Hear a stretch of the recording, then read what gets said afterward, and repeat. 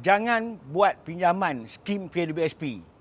Orang kita ni kalau ada saja pinjaman, dia punya kalut nak buat pinjaman. Tapi dia tidak buat semakan dan memastikan adakah pinjaman itu berbaloi ataupun tidak.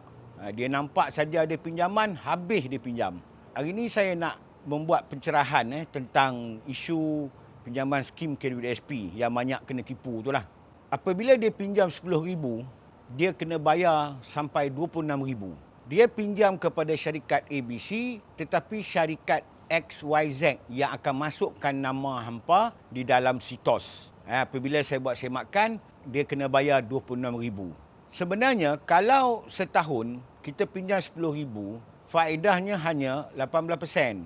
Maknanya RM1,800 sahaja faedah yang dikenakan kepada peminjam. Kata 2 tahun, RM3,600. Itu yang paling maksimum yang pihak kredit komuniti boleh kenakan faedah kepada peminjam. Kalau kita letak kepada jumlah RM10,000 lah. Tapi bagi skim pinjaman KWSP itu, ada yang dia buat 2 tahun, ada yang dia buat setahun.